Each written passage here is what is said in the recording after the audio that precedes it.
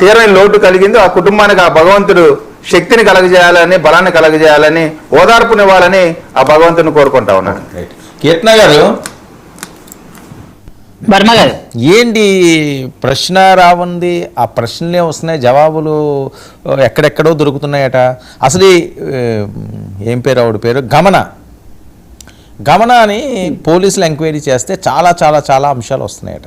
ఎవరో ఇందులో ఏం చేస్తున్నారు, పవన్ కళ్యాణ్ టార్గెట్, లేకపోతే ఆవిడ వెనకాతల పెద్ద గ్యాంగ్ ఉందట. ఏం జరుగుతుంది అసలు? పవన్ కళ్యాణ్ గారు టార్గెట్గా చేయాల్సినంత అవసరం ఏంటి? సనాతనమైన అంశం లేకపోతే వేరే కుట్రకోణం ఏమన్నా ఇందులో దాగి ఉందా?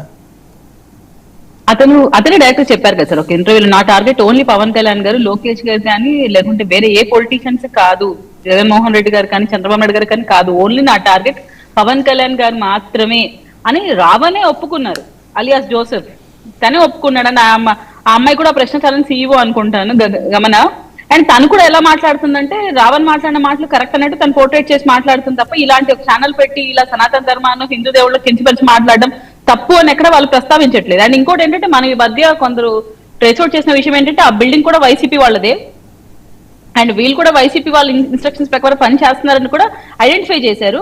అండ్ ఇప్పుడు రావణ్ కేసు డీల్ చేస్తున్న వ్యక్తి కూడా వైసీపీ లీగల్ టీమ్.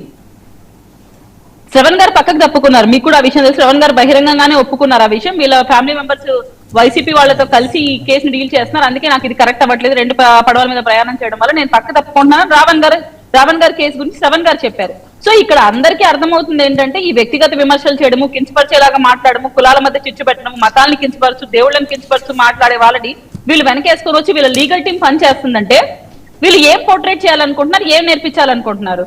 మరి అంబటి గారు, పేర్నేని గారు ప్రశ్నిస్తే అరెస్ట్ చేస్తారా? మేము ఇది కలియుగం కాబట్టి మేము రావణుడినే సపోర్ట్ చేస్తాము, రాముడిని కాదు అని బహిరంగ స్టేట్మెంట్ ఇస్తున్నారంటే, మీరు దేవుళ్ళని, హిందూ ధర్మాన్ని కించపరిచే వాళ్ళనే సపోర్ట్ చేస్తారని మీరు బహిరంగ ఒప్పుకుంటున్నారు. ఇన్ని రోజులు మేము డౌట్ పడతా ఉన్నాము, ఈరోజు వాళ్ళ మాటలు బట్టే మనకు అర్థమైపోయింది. అండ్ ఆ అమ్మాయిని కాదు, ఇంకా చాలా మంది ఈ కేసులో ఇన్వాల్వ్ అవుతూ ఉన్నారు. వీళ్ళందరినీ బయట తీసుకురావాలి. రావణ్ వెనుక పెద్ద సపోర్ట్ లేకపోతే ఇంత లీగల్ సపోర్ట్ అయితే వస్తుందని అనుకోను. అండ్ ఫైనాన్షియల్ సపోర్ట్ కూడా ఎవరో భయంకరంగా చేస్తున్నారని మనకు అర్థమవుతా ఉంది. అతనిలో ఆ భయము, ఆ టెన్షన్ ఎక్కడ లేదు. ఒక పబ్లిక్ మీటింగ్ యూటిలైజ్ చేసుకుంటూ పవన్ కళ్యాణ్ గారిని వ్యక్తిగతంగా విమర్శన చేయాల్సిన అవసరం అతనికి ఏముంది? అతను ఈ రాష్ట్రంలో ఉన్న వ్యక్తి కూడా కాదు, తెలంగాణలో ఉంటున్న వ్యక్తి, అతనికి అంత అవసరం ఉండదు. కానీ ఆయన వచ్చి మాట్లాడారు అంటే ఎవరో ప్రేరేపించి మాట్లాడితేనే ఏదో స్వలాభం కోసం ఆయన చేసి ఉండాలి. అండ్ ఈ అమ్మాయి, ఇప్పుడు మన స్క్రీన్ మీద కనపడుతున్న అమ్మాయి కూడా అలాగే సపోర్ట్ చేసి మాట్లాడుతుంది రావణ్.